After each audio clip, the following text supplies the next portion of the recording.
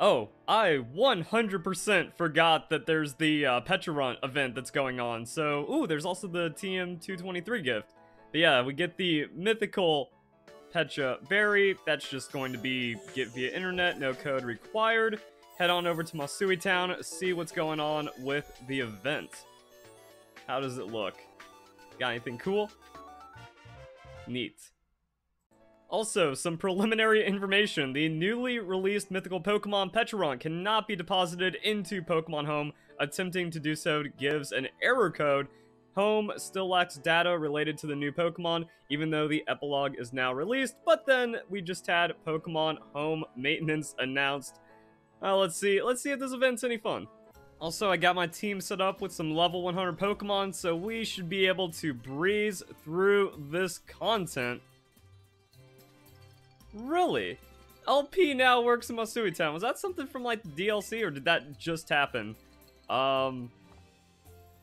Either way, I thought we were going to interact with this and then have some shenanigans go down. There we go.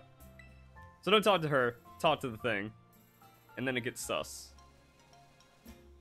Decoration appeared to move a little bit, but the squad's going to show up? Yo. That's another cool thing about this one, I guess. Yo, wait a second, what? We got a call from Arvin. That just vanishes, and then Mochi Mayhem begins. This reminds me of like the came from the ultra beyond kind of stuff. That's kind of weird that we go to Masui Town to start it, and then we have to go back to our house. I think it's funny because they like remind us like, oh yeah, your house is in the Paldea region down here in this area. Oh, at least it's for Mochi Mayhem. That's cool. So they make it to where you can't screw it up. So far the story is actually pretty cool. Like our school friends come over to our house and then mom makes food and makes everyone have a good time. Oh, and Kieran sending us a letter. So now it's all coming together, it seems. But yeah, this is not something I like expect in Pokemon, but yeah, the gang is back together after all of our other DLC adventures. Cool way to like wrap it up in the epilogue. And then got some cooking fun. Is Kieran gonna drop any craziness? No, we just got some sweets being made. Dang, this story started going hard. Arvin still has unresolved family issues and is going at people for being like too disrespectful at our house. Penny has parental issues as well. In the end, I'm allowed to go, but I had to put up with this ultra mega annoying dad. Now I'm too exhausted. Oh, this is great. And Arvin just kind of tanked that one when his family is gone. This epilogue is the most Zoomer adventure I've ever seen. Doesn't have a smartphone. How is this kid even alive? Man, that's really just a sign of the times, huh? Also, all the people that are not socially adjusted on social media complaining about Kieran's sister being too mean, that is like the most natural family dynamic I've seen, and nothing was even possessing Kieran. Dude was just being a punk growing up. All these growing pains. My god. The story is actually, like, it's kind of crazy how much this story is just kind of like coming together for the times. Interesting. And Nimona stole Kieran for a battle. Some things never change, but at least Kieran has chilled out. Oh, and now things are getting sus. Kieran said things have been crazy at home, but now we can see the shenanigans are actually really picking up. Yeah, this is actually getting silly. Oh, and yeah, now this is actually getting, like, spooky and crazy horror story stuff as everyone ends up getting possessed and wanting Mochi. Wild. This Pecharunt thing is, like, the dumbest thing imaginable. The story is still fun, though. What in the world? And it turned into a Pokemon battle. I guess we still got some doubles going on. And this is why you always have your level 100s ready.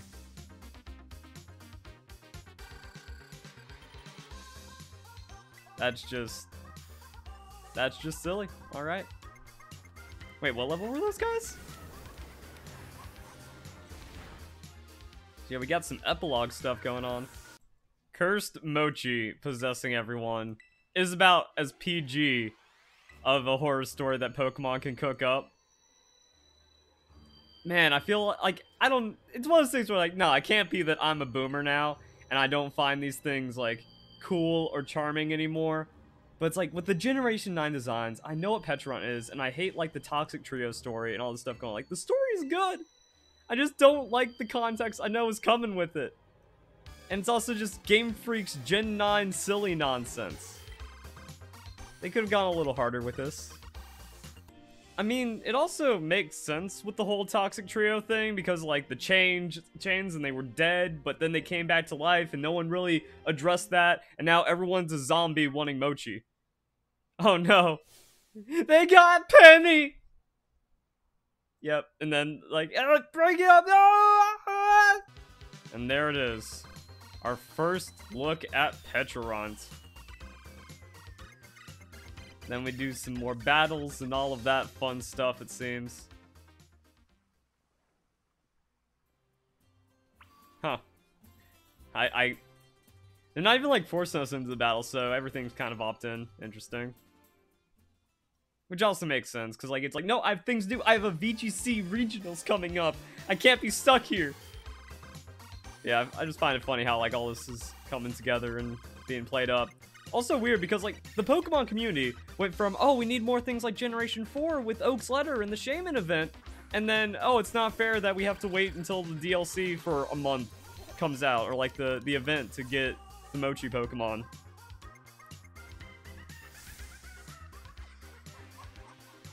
This is silly.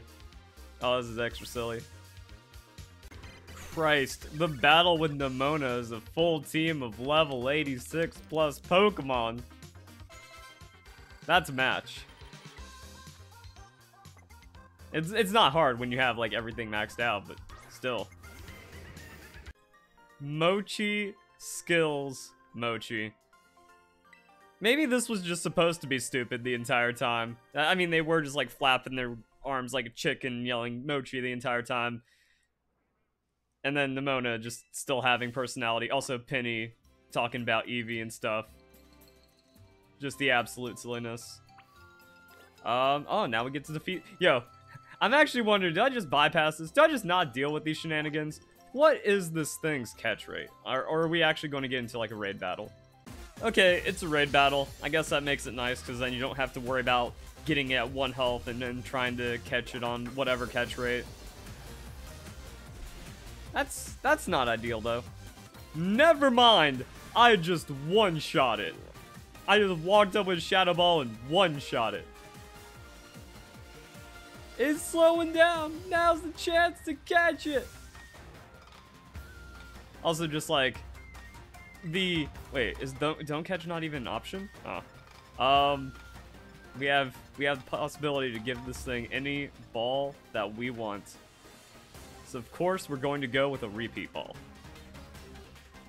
Yeah, just Game Freak's whole theming for Generation 9 is subversion. Whoa! To the point where it doesn't even matter or have any value anymore. So Kieran, the one who was obviously going to be possessed by the information you can only find through data mining, wasn't. And he was the only lucid one the entire time, just going through puberty. And then everyone else got possessed. I think that's it. We're just going to have, like, some kind of resolution. Overall, it was fun. It was kind of neat. If you like, I also don't get it, because people don't like Arvin and Nemona and Penny and stuff, because the Pokemon community only knows how to be toxic, but the dynamic here actually gets stronger for the epilogue, and everyone has a little bit of fun. I just think, like, the modern designs and subversion makes everything more stupid than it needs to be, but there we go. We all had fun in the end, and now we have ourselves a new mythical Pokemon. Took about an hour. That was what coming out from the data mine before Nintendo Ninjas started taking down everything. Yep. Mochi Mayhem complete. And everyone lived happily ever after. Unless...